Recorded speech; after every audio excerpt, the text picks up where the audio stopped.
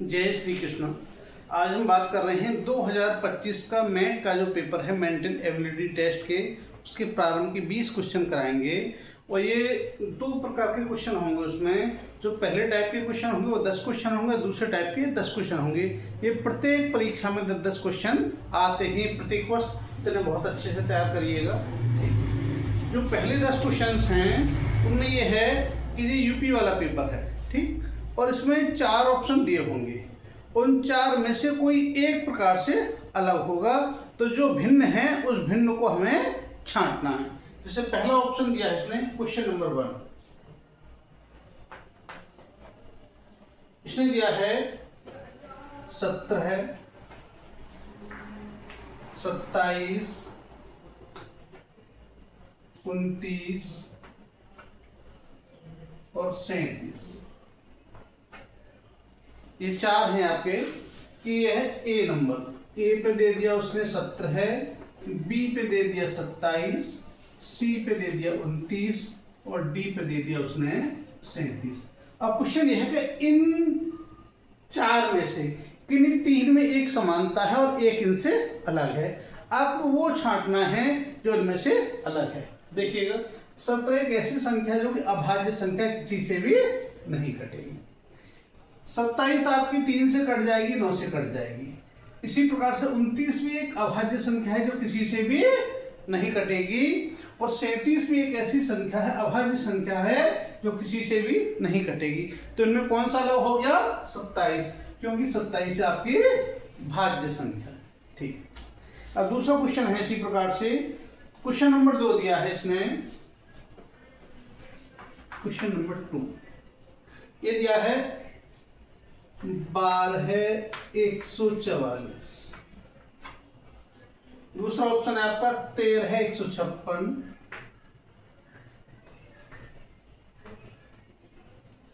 C option दिया है 15 180 और चौथा ऑप्शन दिया है 16 176। 16 176। देखिएगा, ये है आपका ए ऑप्शन है आपका, कितना है? 12 144। बी ऑप्शन है आपका 13 156। सी ऑप्शन है 15 180 और डी ऑप्शन है आपका 16 176। अब इसमें ये देखना है इन चारों ऑप्शन में से एक जो आंसर है वो बिल्कुल अलग है। अब देखिएगा, वो तो पेपर सेटर पे है किस हिसाब से क्वेश्चंस को लिखता है। किसी किसी क्वेश्चन के 2 आंसर भी हो सकते हैं। इसमें देखा हमने 12 144। देखो, 12 का स्क्वायर होता है 12 12 144, लेकिन 13 का कितना होता है? 13 13 कितना होता है? 169 नहीं है। 15 15 होता है 225 होता है, और 16 16 होता है 256। तो एक प्रकार से तो ये हो गया आपका आंसर, इसका ये हो गया, ये 12 का स्क्वायर है। ठीक है, ये 12 का स्क्वायर दिया है, लेकिन किसी और में ना 15 का स्क्वायर दिया है, ना 16 का स्क्वायर दिया है, ना 13 का स्क्वायर दिया है। इसके अलावा एक ऑप्शन इसका उत्तर और भी हो सकता है। क्या हो सकता है? देखिएगा, ये उसके दिमाग की बात है। देखिएगा, यदि हम 12 में 12 की गुणा कर दें तो आपका आंसर आएगा 144। ठीक। यदि 13 में 12 की गुणा कर दें हम तो कितना आएगा? देखो, 12 36 का 6 हासिल लगा 3, और 12 में 12 और 3 15, 156 आ गया। इसी प्रकार से 15 में 12 की गुणा कर दें हम तो 15 दूनी 30, 3 और 15 में 15 और 3 18, 180। ठीक। देखो, 12 में 12 की गुणा की तो 144 आ गया, 13 में 12 की गुणा की तो 156 आ गया, 15 में 12 की गुणा की तो 180 आ गया, और 16 में 12 की गुणा की हम यदि तो कितना आएगा? देखो, 16 है 160 और 16 176, तो उसमें कितने की होगी? 11 की गुणा होगी। तो सभी में हमने 12 की गुणा कर दी और इसमें 11 की गुणा कर दी, तो आप आंसर कौन सा हो जाएगा, ये हो जाएगा। और दूसरे तरीके से ये 12 का स्क्वायर है और किसी में भी उसका स्क्वायर साथ में नहीं है, तो ये आपका आंसर, दो आंसर हो सकते हैं। अगला क्वेश्चन देखिएगा,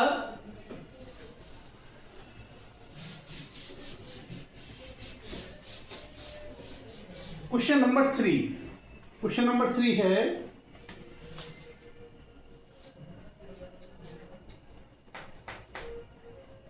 पहला है OE3, OE3। दूसरा है XD6, XD6। थर्ड नंबर है VK2, VK2। अगला है PH3, PH3। ये चार ऑप्शन है आपके, ये A हो गया, तो ये B हो गया, ये C हो गया और ये D हो गया। अब देखिएगा, इन क्वेश्चंस को करने के लिए जरूरी है कि आपको ABCD के नंबर बहुत अच्छे याद होने चाहिए। देखिएगा, O का नंबर कितना होता है, 15, और E का नंबर कितना होता है, 5, और 5 तिया 15, ये 3 हमने यहां पे लिख दिया। ठीक, इसी प्रकार से देखो, X का नंबर होता है 24 और D का नंबर होता है 4, 4 6 24, इसे हमने यहां पर लिख दिया। इसी प्रकार से देखो, V का नंबर होता है 22 और K का होता है 11, और 11 दूनी 22। अब P का नंबर होता है हमारा 16, P का नंबर कितना होता है, 16, और H का कितना होता है 8, तो 8 दूनी कितना होगा, यहाँ 3 की बजाय कितना आएगा, 2 आएगा। ये हमारा सबसे अलग हो गया, तो पर डी आपका ऑप्शन हो गया। ठीक, अगला क्वेश्चन देखते हैं, देखिएगा क्वेश्चन नंबर 4। क्या है क्वेश्चन नंबर 4? 1 2 3 और 4। पहला ऑप्शन क्या है, फर्स्ट ऑप्शन है आपका HJMX,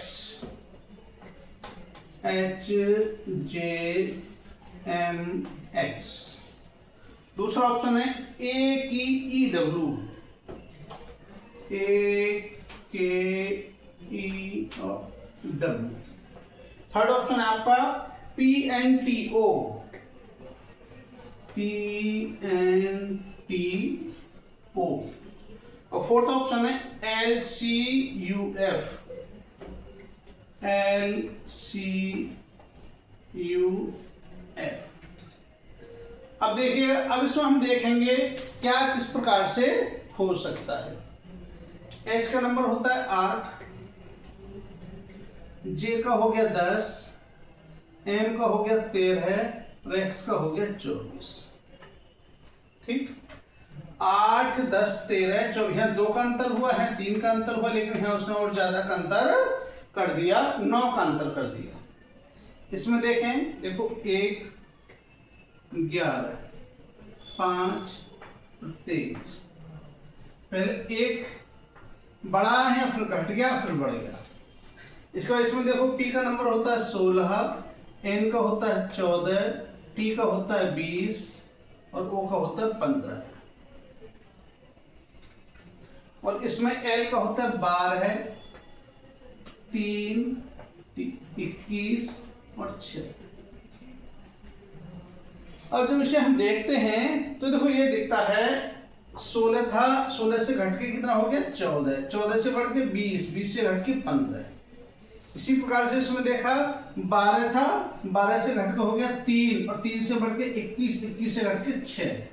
इसमें 1 से 1 था, 1 से बढ़ के 11 हो गया, 11 से घट के 5 हो गया, 5 से बढ़ के एक बार घट गया और एक बार बढ़ गया। लेकिन इसमें हम देख रहे हैं कि पहले 2 बढ़ा, फिर 3 बढ़ा, फिर और बढ़ा, यानी इंक्रीजिंग ऑर्डर हो गया, हमारे बढ़ते हुए क्रम में चले गए, तो इसलिए इसका आंसर ये होना चाहिए। अगला क्वेश्चन देखते हैं, क्वेश्चन नंबर 5 देखते हैं अब।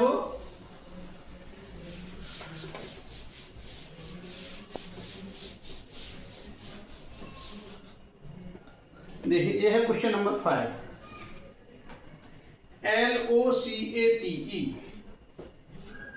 क्वेश्चन नंबर 5, LOCATE,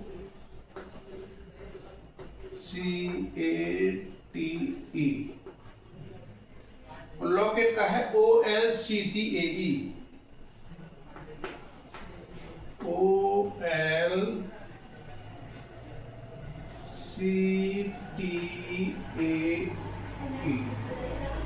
पहला ऑप्शन। दूसरा ऑप्शन है EXAMIN, EXAMIN,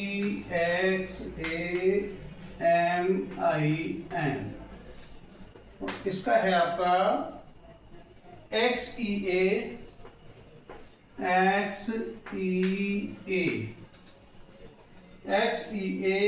IMN,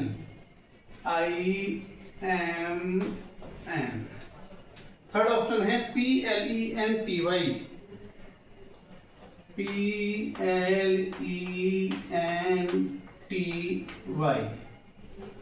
और इसका हो गया LEP,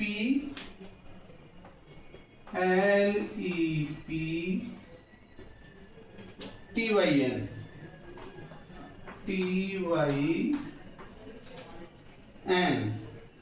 और COW,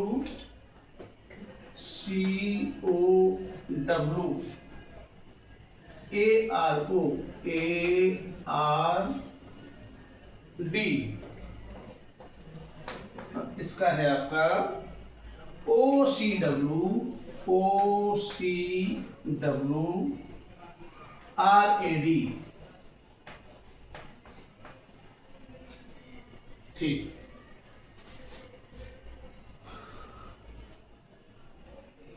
अब इसमें देखते हैं, ये हमारा ए ऑप्शन हो गया, 1 नंबर हो गया, 2 नंबर हो गया, 3 नंबर हो गया और 4 नंबर हो गया। LO, देखो ये दोनों चेंज कर दिया आप उसमें, OL हो गया, OL, CTAE, CT, इसके बाद A और E, इस प्रकार से कर दिया। ठीक, इसमें देखा हमने EX था तो XE कर दिया। ठीक, इसके बाद A का I कर दिया, AI, और MN, AI और MN। ठीक, आगे चलते हैं, PLENTY, PL तो LP होना चाहिए, यहाँ पे क्या होना चाहिए, LP होना चाहिए, लेकिन से पहले वाला 3 बदल दी उसने, ELP कर दिया, LEP, जो इनका क्रम चल रहा है। इसमें देखो लास्ट वाले में देखें, देखो CO तो OC हो गया आपका, बदल गया, इसके बाद WR होना चाहिए, तो WR आ रहा है आपका, और AD आ रहा है, तो AD आ रहा है। ठीक है, तो कौन सा हो गया, इस वाले ने क्रम चेंज कर दिया, तो C वाला ऑप्शन आपका हो गया। ठीक है, अगला क्वेश्चन देखते हैं, क्वेश्चन नंबर 6। क्वेश्चन नंबर 6 क्या है,